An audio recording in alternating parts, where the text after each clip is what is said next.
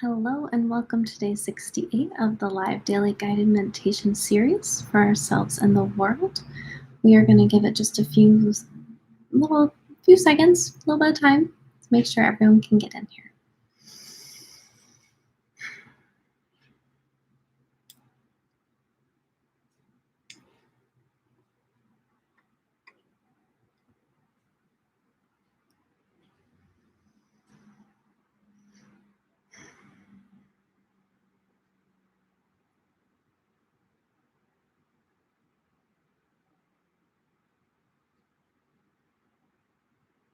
Okay. Well, again, welcome. And thank you so much for joining for day 68 of the live daily guided meditation series for ourselves and the world. Yesterday, we discussed the concept of fathering and what that means to us, how we embrace fathering in our own personal lives. And I asked you to consider the concept of fathering through an anti-racism and racial disparity lens. It came to my attention that the majority of people participating in our meditation yesterday immediately went to the pervasive myth of the absent Black father. And yes, it is a myth. And so I wanted to talk about that today. It's obviously not what I had, maybe it's not obvious. It's not what I had in mind when I was talking about looking through the racial disparity lens yesterday. But now that it's been brought up, I feel it's really important to talk about. So, and also this stereotype and this myth serves as a really good example of how important it is to uncover, to question, and to heal our own inherent and implicit beliefs, biases, preconceived notions, prejudices, and more. So I'm going to define implicit bias and explicit bias for us as defined by Harvard. Stereotypes are the belief that most members of a group have some characteristic. An explicit stereotype is the kind that you deliberately think about and report. An implicit stereotype is one that is relatively inaccessible to conscious awareness and or control. And of course, this myth of the absent Black father is both an explicit and an implicit stereotype, and both deserve our attention. So I did some research just so we have some facts on our side. In my research, I saw a number of different percentages of absent Black fathers. And there's the much used 70% of absent Black fathers, and also the often used 58% of absent Black fathers. However, these are misconstrued numbers. It's actually a much higher percentage of not absent Black fathers. According to the CDC, most Black fathers live with their children. 2.5 million live with them, 1.7 million who don't. And of course, that's not accounting for those that still have relationships with their children. And also, according to a CDC study, the Black dads that do live with their kids are the most involved fathers across all races. I'm guessing probably because there is this stereotype that they're trying to prove is inaccurate, is partially that. So the other reason that we get misconstrued numbers about why there are these inflated numbers about absent Black fathers is because the studies that are creating these numbers aren't taking into account several factors. And these include how we are categorizing people. So when they look at single women and thusly single mothers, they're talking about unmarried mothers. But that doesn't mean when they're looking at that, they're saying all of these are single mothers. But that doesn't mean that the father isn't present. Many unmarried parents live together. Also, when many of the studies take housing as a sole determinant. So if the children are divorced, if the parents are divorced or not together, and the children live legally at their mother's house or residence, then they aren't living legally with their father, and so it looks like the father's not in the picture. But again, that doesn't mean that they don't have a relationship with their fathers. The studies also don't account, obviously, for fathers who have died or who have been forced to be separated from their children. And that brings us to the disproportionate incarceration of Black men. And so there's so much to unpack just with this one example. And that's not even touching on what I intended for yesterday's thoughtful consideration. So it's important to remember that a great majority of things that we believe are not based in fact. They just aren't. And that's how the subconscious works. That's how our brain works. That's how our programming works. They're not actually based in fact, but they still feel real. And when something feels real to us, we hold on to it for dear life because it triggers our subconscious programming and our automatic reactions. And those are connected to our life and death and our safety protocols. And so it makes it really hard to explore things that are counter to what we believe when we're doing anti-racist work and healing around racism. It's our responsibility to hold ourselves accountable and to dig deeper. It can be very uncomfortable work, but that's how we know that we're growing, and it's so important to do. And so this is a safe place to do it, but this is only 15 minutes out of our day each day, and it's important to be considering these things as we go about our day, and as we go about our life, because they're always going to pop up. And so we need to question the stories that we tell ourselves. We need to question the beliefs that we hold, that we think are true, even the ones that we think are being supported by facts, that maybe we've misunderstood those facts. Maybe they've been inflated. Maybe they've been very carefully given to us so that we can believe something that's not true. So we really need to dig deep. And I hope that on just this one thing that you have opened your mind to some other options, and we can consider this as we meditate today and as we move forward. So we will start breathing and consider our explicit and implicit biases and beliefs and start unraveling them one step at a time. So you can close your eyes and we will start breathing.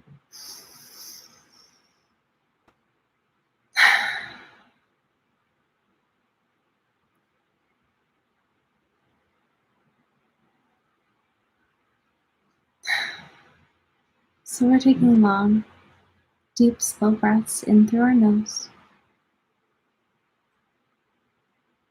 flowing the air down into our diaphragm and our lungs, feeling the inflation of our body. Noticing the shift from inhale to exhale, and exhale to inhale, and holding it for just a second.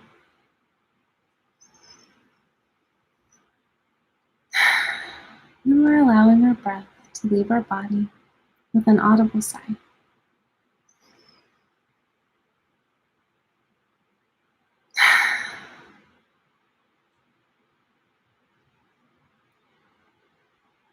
And with every audible sigh, we're allowing our body to relax a little more.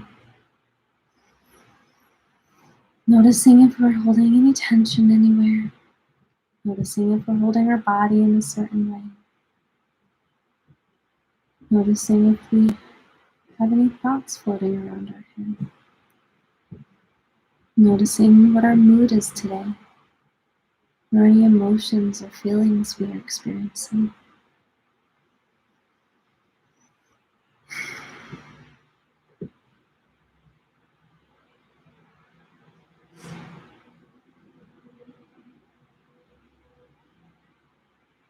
Just becoming aware of our experience.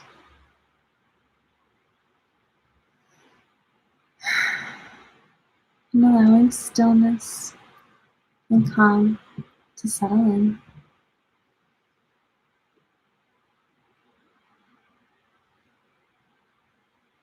Noticing if this information that was just shared today brought up any feelings or thoughts or emotions inside of you.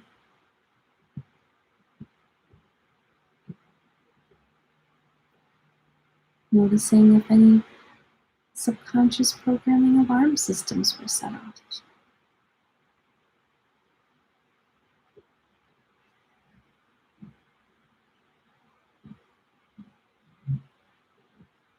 Noticing if maybe this information is counter to what you believe or what you think you know.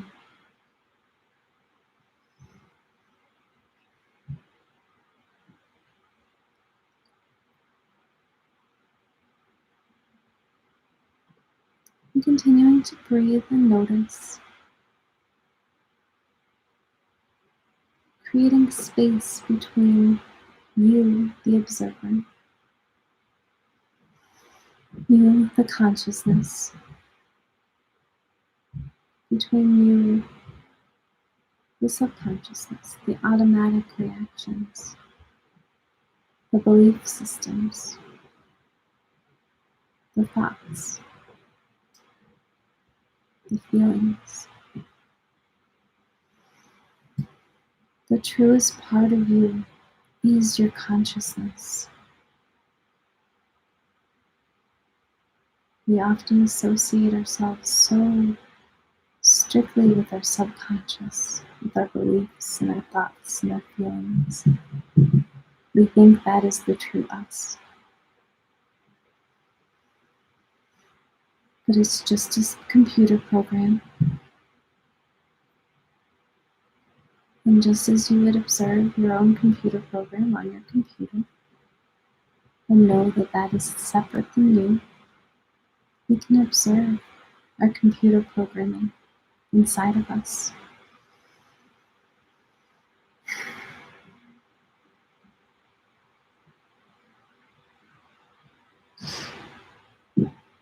Making space and opening.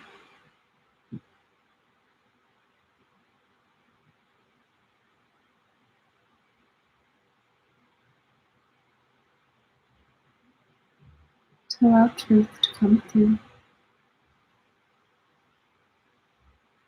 Truth of who you really are.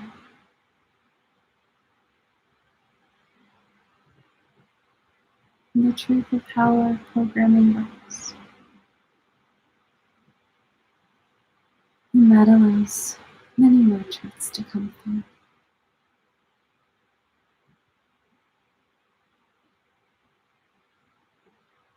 We are not our life experience or our stories or the things we believe.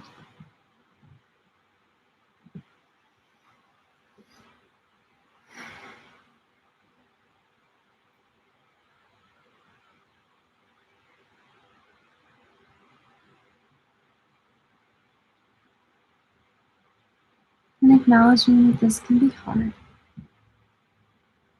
that this is not easy.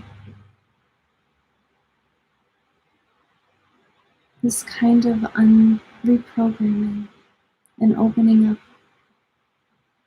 very much is counter to our programming.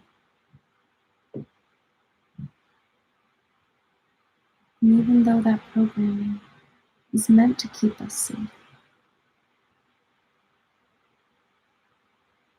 it's outdated. So we're being open to shifting it.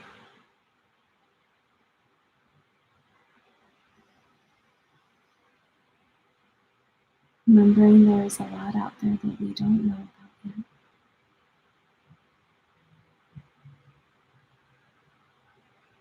And allowing ourselves to open to it.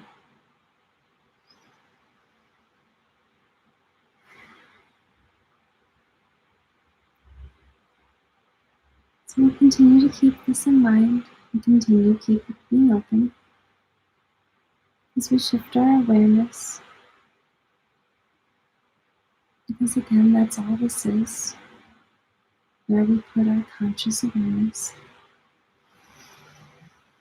Shifting our awareness to a place that feels really good to us. Somewhere we feel happy and healthy, loved and loving, peaceful and calm, safe and connected.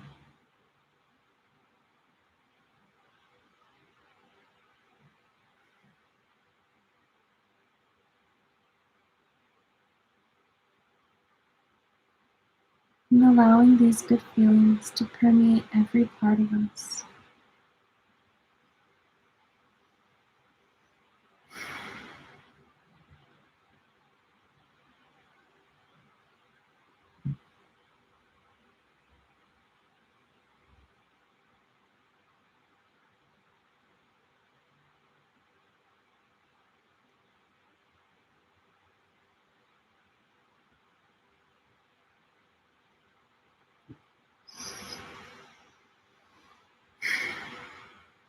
And with every breath in, our heart center, our heart light, will grow and expand easily and effortlessly, filling the whole of our body,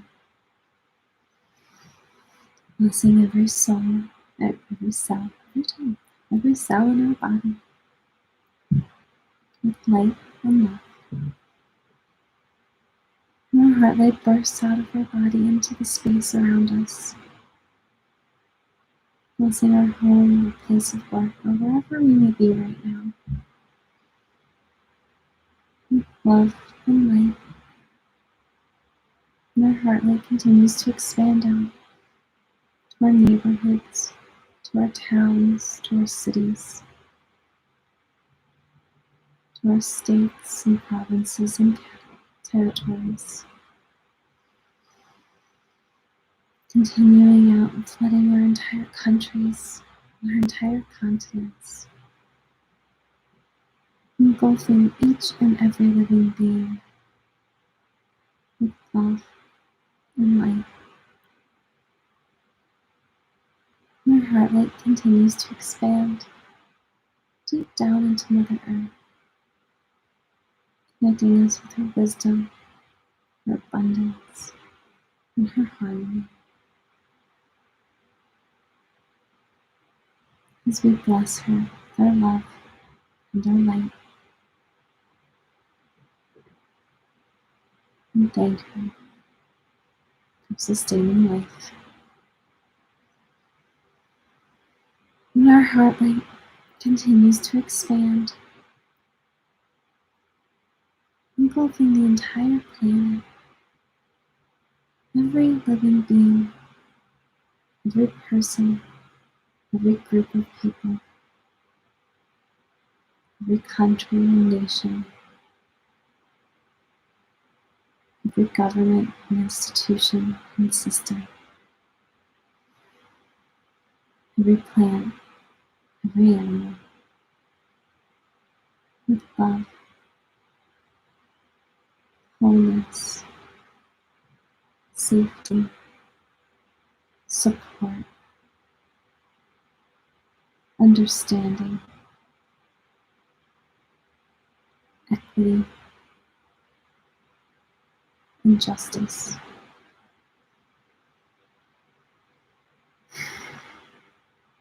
And our heart light continues to expand out, deep into every part of space, infinitely expanding, just as the universe is infinitely expanding, and just as the divine is infinitely expansive.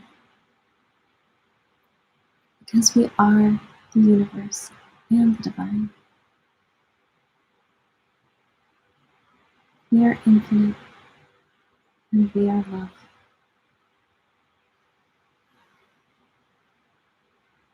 We're going to sit in this moment, in this expanded state of love and awareness, for a moment longer.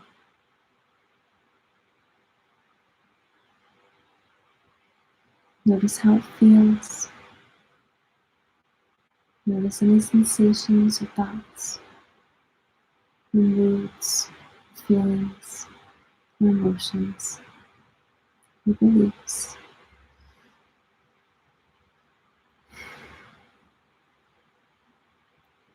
And just witness and experience this expanded state of love.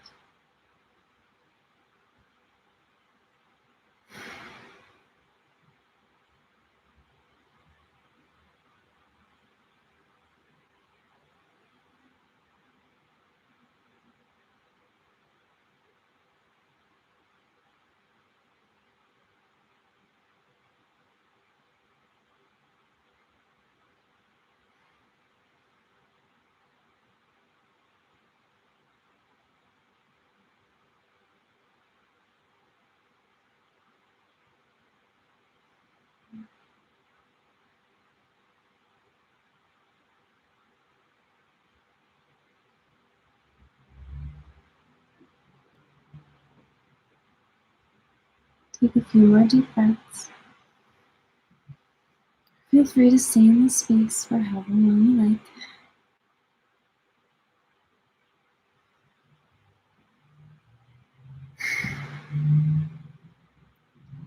Thank you so much for joining today, day 68, for bearing with me as we talked about this complicated and complex issue of implicit bias and the myth of the absent Black fathers.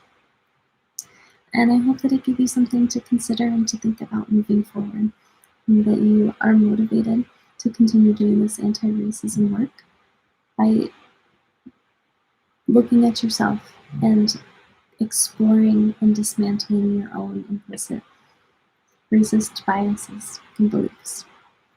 We can do this. Black Lives Matter, you matter, and together we are making the world a better place. Have a wonderful day.